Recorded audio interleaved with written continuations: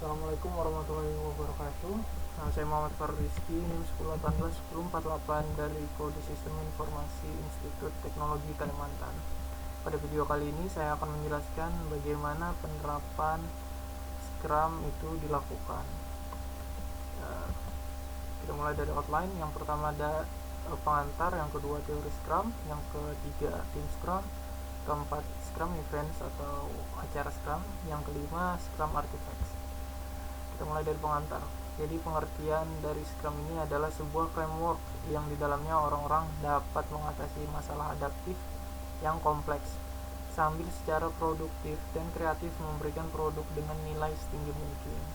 Ciri-ciri dari Scrum ini adalah ringan, gampang dipahami, dan sulit dikuasai.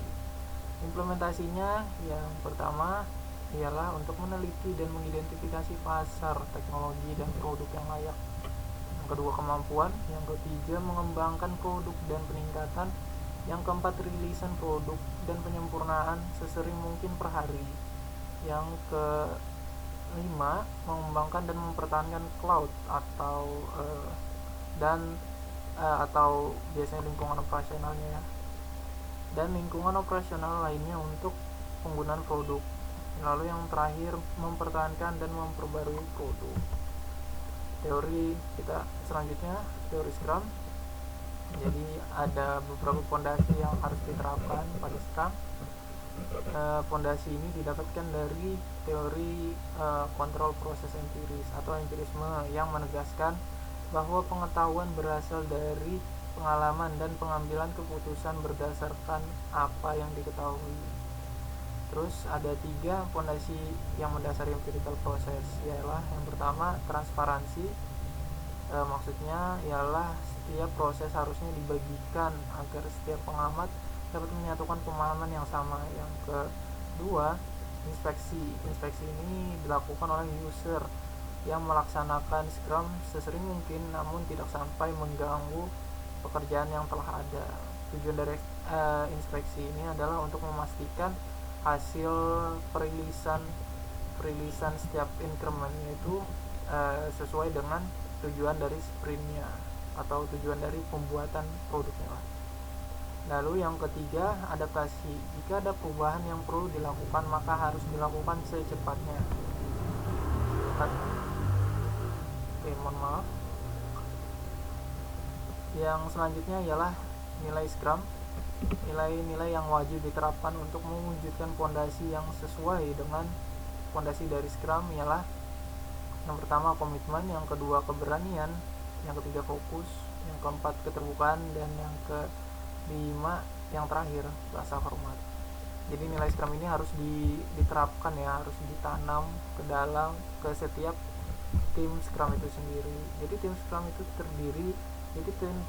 itu terdiri dari apa saja? Yang pertama ada pemilik produk, yang kedua tim pengembang, dan yang terakhir Scrum Master. Jadi tim Scrum ini mengatur dirinya sendiri dan berfungsi lintas, maksudnya memiliki berbagai keahlian di dalamnya.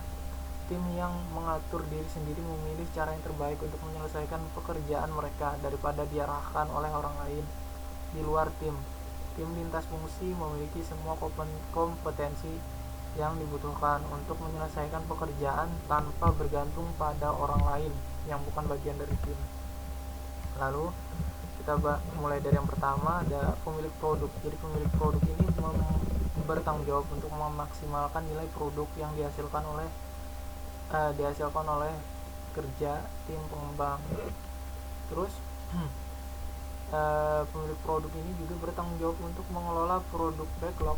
Jadi pengelolaannya ini meliputi apa aja? Yang pertama mengekspresikan item produk backlog dengan jelas, yang kedua memesan item dalam produk backlog untuk mencapai tujuan dan misi terbaik, yang ketiga mengoptimalkan nilai pekerjaan yang dilakukan oleh tim pengembang, yang keempat memastikan produk backlog terlihat transparan dan jelas bagi semua dan menunjukkan apa yang akan dikerjakan oleh tim Scrum selanjutnya. Yang terakhir memastikan development team memahami item dari produk backlog ke tingkat yang dibutuhkan. Oke, selanjutnya ada tim pengembang.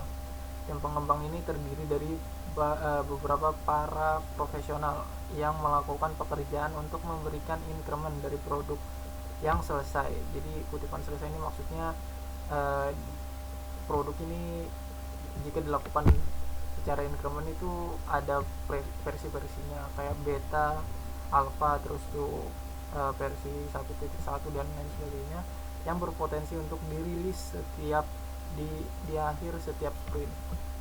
Jadi tim pengembang ini juga memiliki beberapa karakteristik. Yang pertama, mereka mengatur dirinya sendiri. Yang kedua, tim pengembang ini memiliki fungsi lintas, maksudnya ini memiliki banyak keahlian di dalamnya yang dibutuhkan untuk membuat produknya. Yang ketiga, Scrum tidak mengakui gelar untuk anggota tim pengembang terlepas dari pekerjaan yang telah dilakukan oleh orang tersebut. Lalu yang keempat, Scrum tidak mengenali subtim dalam tim pengembang. Apapun domain yang perlu ditangani seperti pengujian arsitektur, operasi, dan atau analisis bisnis. Dan yang terakhir, anggota tim pengembangan individu mungkin memiliki keahlian khusus dan area fokus, tetapi akuntabilitas ini adalah milik tim pengembangan secara keseluruhan. Oke. Jadi pembahasan lanjutan mengenai tim pengembang. Jadi ukuran tim pengembang ini yang optimal yang optimal itu cukup kecil untuk tetap gesit dan cukup besar untuk menyelesaikan pekerjaan penting dalam sprint itu. Terus kurang dari 3 anggota dalam tim pengembang juga mengurangi interaksi dan menghasilkan keuntungan produktivitas yang lebih kecil. Jadi jika tim pengembangnya ini makin kecil, maka kemungkinan tim pengembang ini akan mengalami kendala keterampilan selama sprint, menyebabkan tim pengembang ini nggak bisa mengirimkan increment yang berpotensi untuk dirilis. Kemudian memiliki lebih dari 9 anggota juga nggak baik, itu kebesaran karena koordinasi yang dilakukan di dalam timnya ini bakalan rumit juga gitu. Oke, lalu peran product owner dan Scrum Master ini nggak termasuk ya di dalam tim pengembang ini. Selanjutnya ada Scrum Master. Jadi Scrum Master ini bertanggung jawab untuk mempromosikan dan mendukung Scrum sebagaimana didefinisikan dalam panduan Scrum. Scrum Master melakukan ini dengan membantu semua orang memahami teori, praktik, aturan, dan nilai Scrum. Kemudian tugas dari Scrum Master ini ada banyak. Yang pertama adalah untuk melayani pemilik produk dengan berbagai macam cara. Yang pertama adalah memastikan bahwa tujuan, ruang lingkup, dan domain produk dipahami dengan baik oleh semua orang di tim Scrum. Terus menemukan teknik untuk manajemen produk backlog yang efektif. Yang ketiga, membantu tim Scrum memahami kebutuhan akan item produk backlog yang jelas dan ringkas. Kemudian memahami perencanaan produk dalam lingkungan empiris. Yang selanjutnya, memastikan product owner mengetahui bagaimana menyusun produk backlog untuk memaksimalkan nilai. Yang selanjutnya, memahami dan melatih ketangkasan. Dan yang terakhir, memfasilitasi acara Scrum atau Scrum Events sesuai permintaan atau kebutuhan. Oke, lanjut. Tugas Scrum Master yang melayani tim pengembang ini ada berbagai macam cara juga. Yang pertama, melatih tim pengembang dalam organisasi mandiri dan lintas fungsi. Lalu selanjutnya, membantu tim pengembang untuk menciptakan produk yang bernilai tinggi. Yang ketiga, menghilangkan hambatan kemajuan dari tim pengembang. Yang keempat, memfasilitasi acara Scrum sesuai permintaan dan kebutuhan. Dan yang terakhir, melatih tim pengembang di lingkungan organisasi di mana Scrum belum sepenuhnya diadopsi dan dipahami. Lalu tugas Scrum Master untuk melayani organisasi melalui berbagai macam cara juga. Yang pertama, memimpin dan membimbing organisasi dalam penerapan Scrum. Yang kedua, merencanakan implementasi Scrum dalam organisasi. Yang ketiga, membantu karyawan dan pemangku kepentingan memahami dan memperlakukan Scrum dan pengembangan produk empiris. Yang selanjutnya, membuat perubahan yang meningkatkan produktivitas tim Scrum. Dan yang terakhir, bekerja sama dengan Scrum Master lainnya untuk meningkatkan efektivitas penerapan Scrum di organisasi. Oke, pembahasan selanjutnya mengenai Scrum Events. Jadi yang pertama adalah sprint. Jadi sprint ini berisi dan terdiri dari sprint planning, daily scrums, pekerjaan pengembangan, sprint review, dan sprint retrospektif. Setiap sprint dapat dianggap sebagai proyek dengan jangka waktu yang tidak lebih dari 1 bulan. Sama seperti proyek, sprint juga mempunyai tujuan ya. Kemudian selama sprint ini ada ketentuan yang harus diberlakukan. Yang pertama adalah tidak ada perubahan yang dilakukan yang akan membahayakan sprint goal. Yang kedua, sasaran kualitas tidak menurun. Dan yang ketiga, cakupan dapat diklarifikasi dan dinegosiasikan ulang antara pemilik produk dan tim pengembang karena lebih banyak hal yang harus dipelajari. Oke, selanjutnya ada pembahasan mengenai sprint lagi. Kemudian sebuah sprint dapat dibatalkan sebelum kotak waktunya berakhir, kotak waktu sprint berakhir. Jadi sprint itu terdiri dari beberapa kotak waktu ya. Hanya pemilik produk yang memiliki kewenangan untuk membatalkan sprint, meskipun dia dapat melakukannya di bawah pengaruh pemangku kepentingan, tim pengembang, atau Scrum Master. Sprint akan dibatalkan jika sprint goalnya sudah usang atau sudah tidak relevan. Ini mungkin terjadi jika perusahaan berubah arah atau jika kondisi pasar atau teknologi berubah. Ketika sprint dibatalkan, item produk backlog yang sudah selesai ditinjau.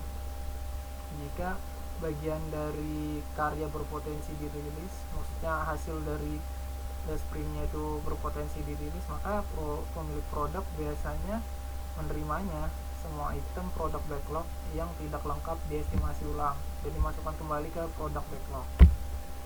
Oke, selanjutnya ada perencanaan sprint. Pada tahapan ini juga memiliki batasan waktu maksimum 8 jam untuk sprint 1 bulan. Untuk sprint yang lebih pendek biasanya disesuaikan ya. Sprint goal, kemudian ada sprint goal. Sprint goal adalah tujuan dari sprint yang dapat dicapai melalui penerapan produk backlog. Ini memberikan panduan kepada development team tentang mengapa mereka membangun increment-nya. Kemudian perencanaan sprint ini harus menjawab pertanyaan berikut. Yang pertama, apa yang bisa diberikan dalam increment yang dihasilkan dari sprint mendatang. Kemudian yang kedua, bagaimana pekerjaan yang dibutuhkan untuk mencapai increment itu. Oke, selanjutnya ada daily scrum. Daily scrum adalah acara atau event dengan batasan waktu 15 menit untuk tim pengembang. Daily scrum diadakan setiap hari selama sprint. Untuk itu, tim pengembang berencana bekerja selama 24 jam ke depan.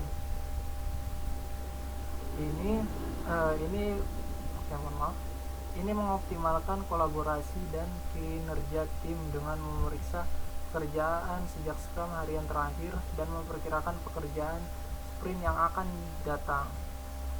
Daily scrum diadakan pada waktu dan tempat yang sama setiap hari agar mengurangi kerumitan. Terus yang selanjutnya ada sprint review. Sprint review ini diadakan di akhir sprint untuk memeriksa increment dan menyesuaikan produk backlog jika diperlukan. Selama sprint review, tim Scrum dan pemangku kepentingan berkolaborasi tentang apa yang telah dilakukan di sprint. Berdasarkan itu dan setiap perubahan pada produk backlog selama sprint, para peserta berkolaborasi untuk hal-hal selanjutnya yang dapat dilakukan untuk mengoptimalkan nilai yang sebelumnya dihasilkan. Ini adalah pertemuan informal, jadi bukan pertemuan status atau presentasi increment maksudnya, dan presentasi increment dimaksudkan jadi presentasi increment ini dilakukan selama meetingnya ya, selama pertemuannya, dimaksudkan untuk mendapatkan umpan balik dan mendorong kolaborasi lebih lanjut. Sprint review mencakup elemen berikut. Yang pertama, peserta termasuk tim Scrum dan pemangku kepentingan utama yang diundang oleh pemilik produk. Yang kedua, pemilik produk menjelaskan item produk backlog apa yang sudah selesai dan apa yang belum selesai. Yang ketiga, tim pengembang membahas apa yang sedang berjalan dan apa yang berjalan dengan baik selama sprint, masalah apa yang ditemuinya dan bagaimana masalah itu diselesaikan.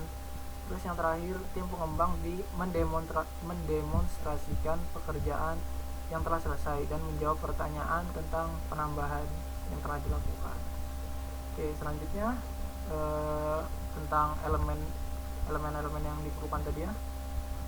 Yang selanjutnya ada pemilik produk membahas tentang produk backlog sebagaimana adanya. Dia memproyeksikan kemungkinan target dan tanggal pengiriman berdasarkan kemajuan hingga saat ini jika diperlukan.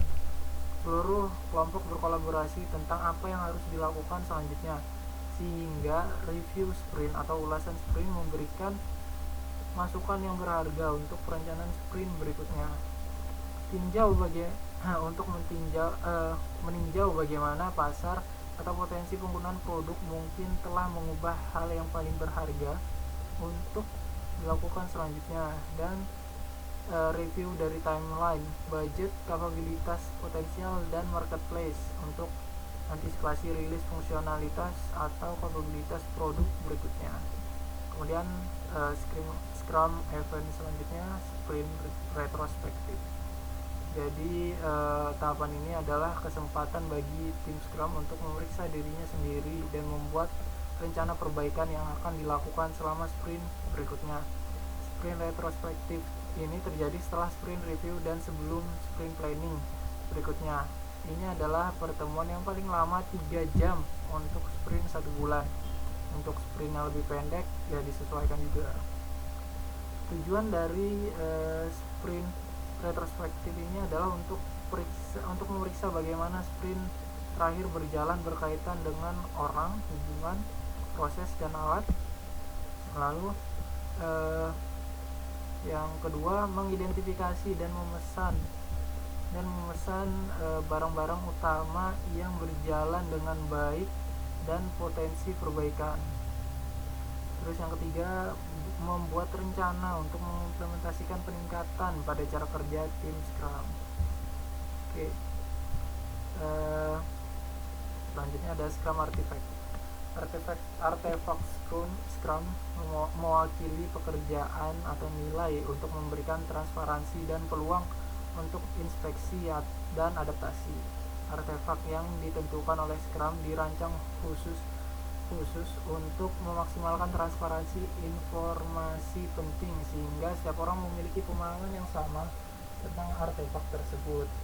Scrum artefak ini terdiri dari product backlog, adalah daftar product backlog. Jadi definisi dari product backlog ini adalah daftar terurut dari segala sesuatu yang diketahui dibutuhkan dalam produk. Ini adalah satu-satunya sumber persyaratan untuk setiap perubahan yang akan dilakukan pada produk. Product owner bertanggung jawab atas product backlog, termasuk konten, ketersediaan, dan pemesanannya. Kemudian ada sprint backlog. Definisinya adalah sekumpulan item produk backlog yang dipilih untuk sprint, ditambah rencana untuk mengirimkan increment produk dan mewujudkan sprint goal. Oke, jadi sekian pembahasan mengenai Scrum pada video kali ini. Kurang lebihnya saya mohon maaf. Jika ada pertanyaan silakan diajukan di kolom komentar. Sekian, terima kasih. Wassalamualaikum warahmatullahi wabarakatuh.